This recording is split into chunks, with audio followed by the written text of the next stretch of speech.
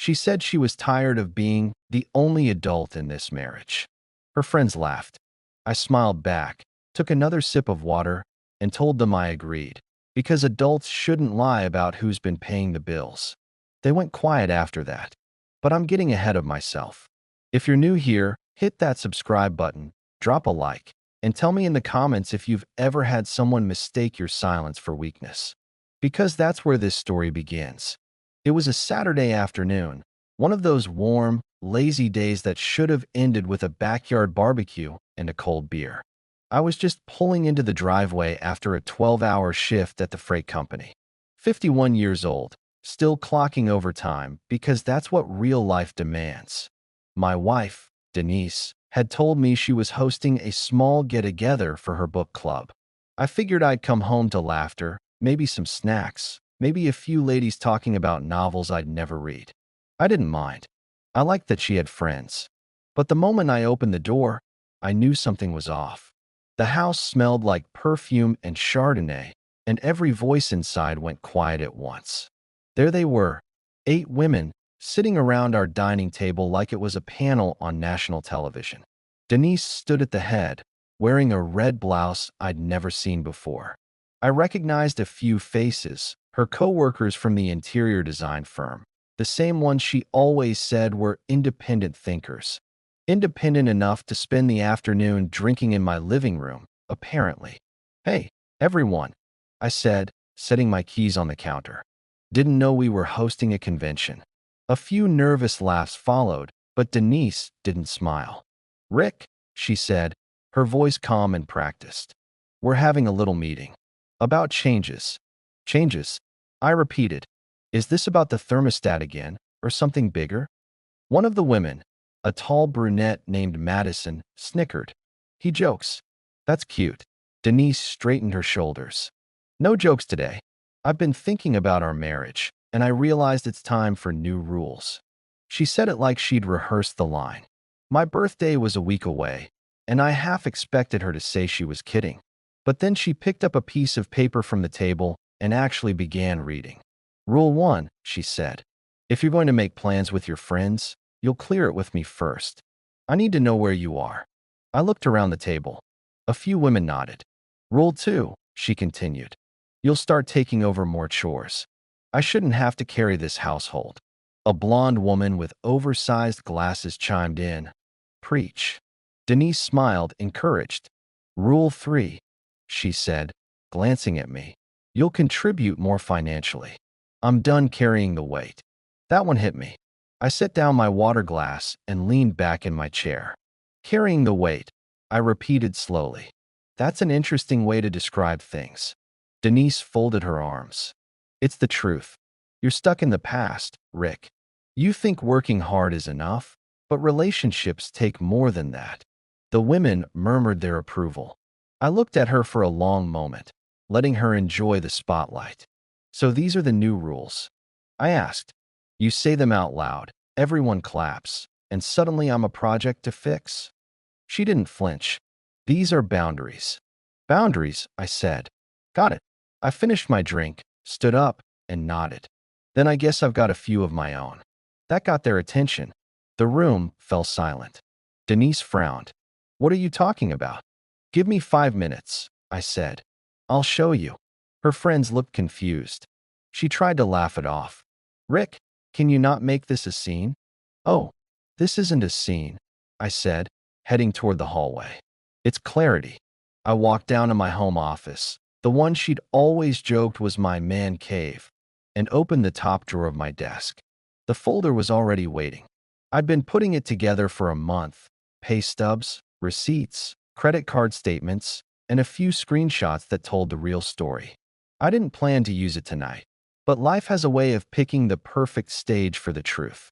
When I walked back into that living room, the conversation stopped cold. Denise was still standing, her hand gripping her wine glass. "What's that?" she asked, voice tight.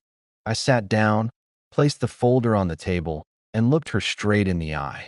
"Since we're talking about fairness," I said, "let's go over some numbers. You say I should contribute more? Let's see how that looks on paper." Her friends shifted uncomfortably. I opened the first page. Here's last month. My paycheck, $3, 200 after taxes. Yours, $1, 100. Rent, paid by me. Utilities, me. Car insurance, me. Groceries, you guessed it, me. Denise's smile cracked. This isn't appropriate, she said quickly. It's private. You made it public, I replied. I'm just catching up. Madison looked away. Another woman poured herself more wine, pretending not to listen. I kept going, flipping pages like a teacher reviewing test scores. Here's the part that gets fun, I said, pulling out a credit card statement. $480 at a salon, $310 at some boutique called Bloom, $220 at a restaurant called Ember. Funny thing, I don't remember eating there. Stop, she hissed. You're embarrassing yourself. Oh no, I said. I'm enlightening myself. The brunette with the glasses cleared her throat. Maybe this isn't the right setting. It's perfect, I interrupted. Because this is the audience you picked. Denise tried to snatch the papers, but I held them out of reach. You said I needed new rules. I continued. So here's mine. I leaned forward, my voice calm. Rule 1. No more lies about who's contributing what. Rule 2. No more using my paycheck to fund your girls' nights. Rule 3. If you want control, you can have it, of your own life. She froze. What does that mean? I smiled faintly. It means this conversation's just getting started. The room was silent, tension thick as wet paint. Every woman at that table suddenly looked like they wanted to be anywhere else. And deep down, Denise knew. Whatever game she thought she was playing had just ended before it began.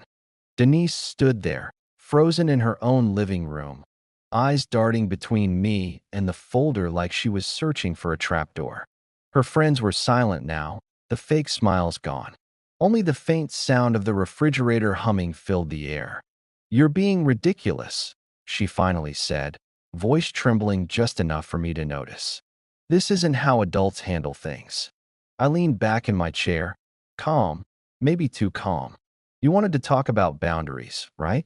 You set the stage, Denise. I'm just reading the script you wrote. She crossed her arms, chin raised, trying to reclaim authority. I didn't invite you to humiliate me. No, I said evenly. You invited me to be humiliated. Big difference. A couple of the women shifted in their seats. Madison was staring at her glass, pretending to be fascinated by the condensation. I could feel the power shift happening, slow and quiet, like a tide turning. I flipped another page from the folder. Here's something interesting, I said. A $195 dinner charge at Bella Luna Bistro last Thursday night. 2 entrees, 1 bottle of wine, 1 dessert. You told me you were working late. Her eyes widened. That was with a client. Client named Ryan? I asked, watching the color drain from her face. One of her friends whispered something under her breath. Denise tried to speak, but I held up my hand. Don't lie. I checked your messages. He's not a client. He's the guy who keeps calling you D. I'm guessing that doesn't stand for Denise. She went pale. You went through my phone? No, I said. You left it open on the counter. Hard to miss a message that says, can't wait for next time. Beautiful. A ripple of whispers went through the room. Denise's hand shook so badly, she had to set her glass down. You're twisting things, she said quietly. We were just talking. Nothing happened. You know, I said, I used to believe that. But when the person you're talking to costs you $200 a night, it's not just conversation anymore. I could almost hear the collective exhale from her friends, that moment of disbelief when someone realizes they're sitting front row at a crash they can't stop. I stood up, collected the papers, and slid them back into the folder. So here's how it's going to go, I said. You wanted new rules? Fine. Rule number 1, there are no more rules. Not for me, not for you. I'm done playing this game. Denise stared at me, her mouth opening, closing, searching for the right weapon. You can't just end this because of a misunderstanding, she said. We've been married 12 years. Exactly, I said. And it took you 12 years to forget who I am. The man who pays the bills, fixes the roof, wakes up at 4 a.m. so you can chase your hobbies. The man who never complained once. But you needed a villain, didn't you? Someone to blame when life didn't turn out like your Instagram feed. That's not fair, she said, her voice breaking. I've been trying. No, I said. You've been performing. I turned toward the door, grabbed my jacket, and paused. You said you wanted equality, I added. Congratulations, you're about to get it. I left her there in the silence, the kind that burns more than shouting ever could. The night air hit me like a reset button. I didn't drive anywhere. I just walked. No destination, no plan. I passed houses with lit windows, laughter spilling out of them. Normal families. Honest ones. By the time I got to the park, the anger had cooled into something heavier, clarity. The kind of clarity that doesn't need revenge, just resolution. My phone buzzed. Denise, we need to talk. Please don't do anything stupid. I didn't answer. I kept walking until the message didn't sting anymore. The next morning, I packed a bag. Just clothes, my work tools, and that folder. I rented a small apartment downtown, month-to-month lease, nothing fancy. When I dropped the keys on the new counter, the sound echoed in the empty space like freedom. The following week, I didn't hear from her. Then on Friday, my phone rang. Unknown number. I almost ignored it, but something told me to answer. Is this Rick Coleman? A woman's voice asked. This is Taylor from Coastal Realty. I'm calling about your property on Maple Drive. That's my wife's house now, I said automatically. Actually, she said, hesitating, your name's the only one on the deed. She called this morning asking to put it up for rent. Said you both moved out. I laughed bitterly. She says a lot of things. Don't take any action without my signature. Understood, Taylor said. Sorry to bother you. Not at all, I said, hanging up.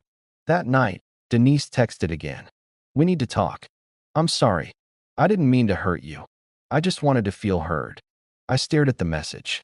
It was the same thing she said every time she crossed a line, like an echo from a broken record. I didn't respond. I didn't block her either. I wanted her to see the silence. 2 days later, a letter arrived at my new place. No return address, but the handwriting was hers. Inside was a single page. If you walk away now, you'll regret it. You're throwing away 12 years for nothing. I made mistakes, but so did you.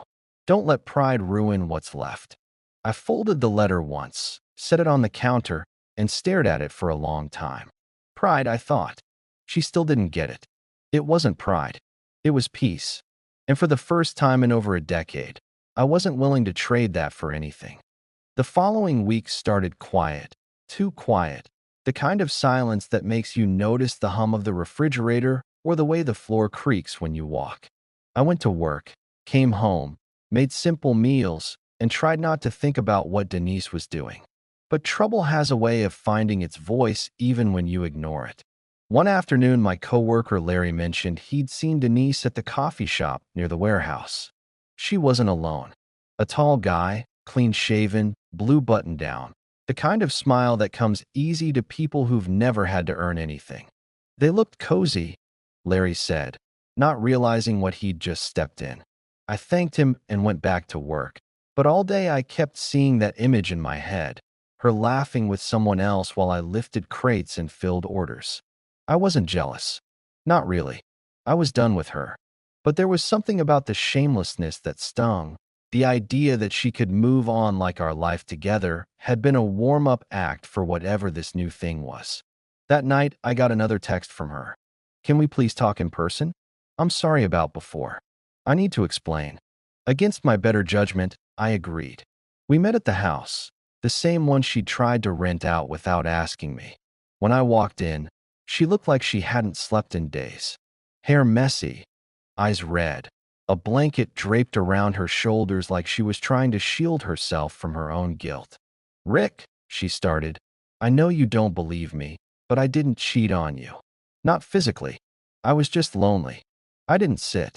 You humiliated me in front of your friends, I said. You made our marriage a spectacle, and now you're rewriting it like you're the victim. She flinched but kept talking. I was wrong to do that. I thought if I showed strength, they'd respect me. I thought if I made you look like the problem, they'd understand me. So your plan was to destroy me so you could feel empowered, I said. Great strategy. She stepped closer, voice trembling. I lost myself, Rick. Somewhere between being your wife and being me, I forgot who I was. You didn't forget, I said. You just decided I wasn't enough. I turned to leave, but she grabbed my arm. Please, we can go to counseling. We can fix this. I looked at her hand on my sleeve, the same hand that had waved her wine glass while mocking me in front of strangers. I gently pulled away. You can't fix a bridge after you've set it on fire, I said and walked out. The next day I got a call from my attorney. Denise had officially filed for separation. I expected anger, maybe relief, but what I felt was something else, indifference. Like reading about someone else's tragedy in the newspaper. A week later, though, I found out that indifference wasn't mutual. My friend Mark sent me a screenshot from Facebook. Denise had posted a photo of herself crying, captioned, "Sometimes the person you'd give everything for is the one who destroys you." Dozens of comments flooded in. Friends calling me selfish, ungrateful, cruel. Her version of the story was spreading like wildfire.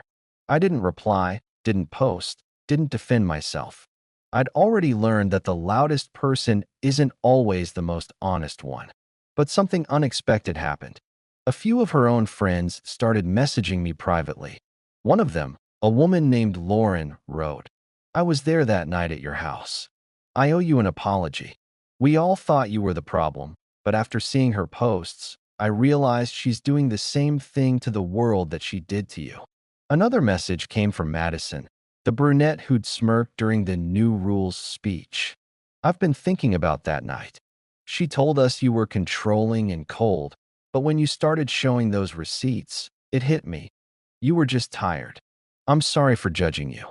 I didn't respond right away. I just sat there reading the words over and over. For the first time in months, I felt seen. That weekend, Denise showed up at my apartment unannounced. She stood at the door, makeup done, hair perfect, like she was trying to rewind time. "I made a mistake posting that stuff," she said. "I deleted it. Can we please talk?" "You already said that," I replied. "I need you to listen this time." She walked in before I could stop her. "I can't sleep.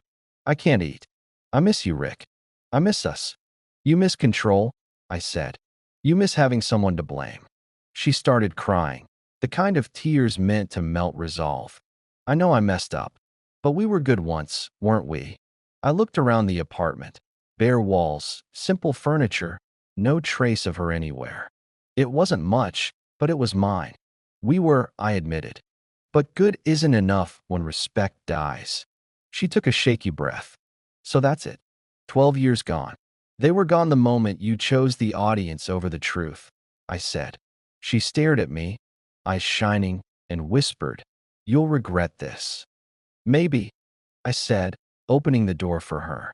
"But at least the regret will be mine." After she left, I sat there for a long time, watching the city lights blink through the window. There's a strange peace in endings. They don't always come with fireworks or closure. Sometimes they arrive quietly, like a breath you didn't realize you were holding finally released. A few days later, Madison messaged again, asking if I'd meet her and a few others for coffee. They wanted to clear the air, she said. Against my instincts, I went. When I walked into the cafe, the chatter died for a moment. Madison and two others were there, awkward smiles plastered on their faces. "We wanted to apologize properly," she said. "That night, we were wrong. We didn't know what she'd been doing behind your back." I nodded, still cautious. "Why the change of heart?" "She's been telling people you ruined her financially," Lawrence said. "But she showed up at yoga last week bragging about a weekend trip she's planning with that guy, Ryan. The same one from the messages." I laughed softly. So the truth finally caught up. Madison leaned in. "What are you going to do?" I thought for a moment, then said, "Nothing. The best revenge is peace, remember?" They nodded, and for the first time since the chaos began, I actually believed my own words. When I got home that night, my phone buzzed again. Another message from Denise. "You think you've won, but you'll see. Everyone will know who you really are. I looked at the screen, smiled faintly, and deleted the message. Some battles aren't worth fighting. Some wars end when you stop showing up for them. But part of me knew her storm wasn't over yet, and I had to be ready for whatever came next. A week passed before I heard anything more, and for a while, it almost felt normal again. Work, coffee, late evenings with music playing low, no more walking on eggshells, no more fights about nothing. But peace never stays quiet when someone like Denise refuses to let go. It started with small things, her mother calling my phone, leaving voicemails about how I was throwing away a good woman. Then mutual friends texting, saying she'd been telling people I was abusive, controlling, even dangerous. The word dangerous made me laugh, but the laughter didn't last. That kind of rumor can stick. I knew I couldn't fight it by shouting louder. Instead, I did what I always did. I kept records, screenshots, messages, even the divorce paperwork that showed her signature agreeing she'd been treated fairly. It wasn't revenge, it was insurance. One Friday afternoon, I stopped by the old house to grab a few tools I'd left behind. She wasn't supposed to be there, but her car was in the driveway. I almost turned around, but something told me to walk in. The door was unlocked. Inside, the place smelled like cheap candles and tension. Denise was in the kitchen, sitting at the table with that same red blouse, the one from the night she'd embarrassed me. "We need to talk," she said. "Do we?" I replied. "Because every time we talk, you twist it into something it's not." "This isn't about fighting," she said softly. "I need help." That caught me off guard. "Help with what?" She hesitated. "Ryan's not who I thought he was. He's been texting me nonstop, showing up at my work, following me home. I think he's dangerous." I studied her face. There was fear there, real fear, and for a second the old instinct kicked in, the one that made me want to protect her no matter what. "You called the police?" I asked. She shook her head. "No, I can't. It'll make things worse. He knows people. Please, Rick."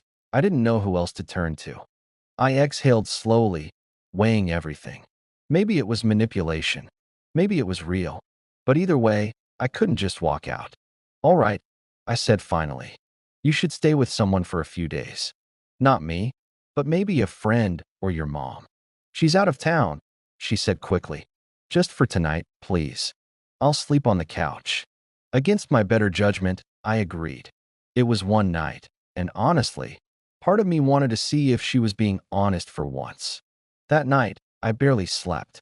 Around 2 a.m., I heard her phone buzz again and again. She didn't move.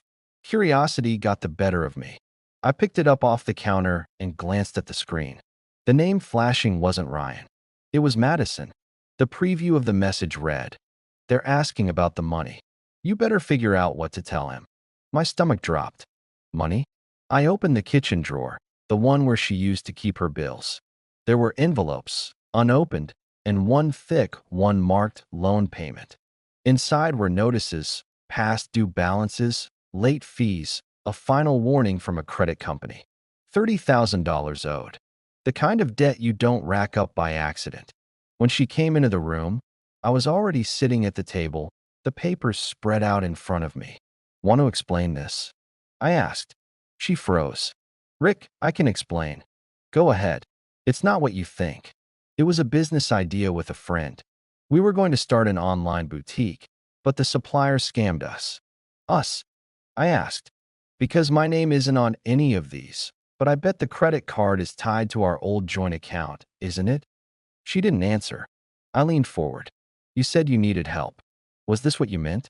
You're broke, and you want me to bail you out." "It's not like that," she said quickly. "I just need time. Time's free. Money isn't." Her eyes filled with tears. "You don't understand. If I don't pay them back, they'll come after me. After us." I laughed. "There's no us anymore, Denise. You made sure of that." She tried again, voice breaking now. "I know I don't deserve it. But please, if there's anything left of what we had," I interrupted, "was trust. And you killed it. Whatever comes next, you face it alone." I gathered the papers and shoved them back into the envelope, handed it to her, and walked out. The next morning, my phone exploded with messages. Madison, Lauren, even people I hadn't heard from in years. They were all talking about the same thing. Denise had gone online again. Another post, this time accusing me of financial abuse, of leaving her with crushing debt after I stole her savings. Screenshots of fake transactions, edited to make me look guilty. I sat there in disbelief. I'd seen manipulation before, but this was next level. Within hours, the comments started. Strangers judging, friends picking sides. I didn't respond. I didn't have to. A few hours later, Lauren texted, "She went too far. I just sent you something." Attached was a photo, a group chat between Denise and Madison. Denise's words were clear as day. "If he won't help me, I'll make him the villain again." People always believe the woman. I saved the screenshot, sent it straight to my attorney. 2 days later, she received a cease and desist letter for defamation. The post vanished within an hour. That night, I got a message from her. "You didn't have to do that," she wrote. "You could have just talked to me." I typed one sentence and hit send. "You should have thought of that before turning love into a weapon." A month passed.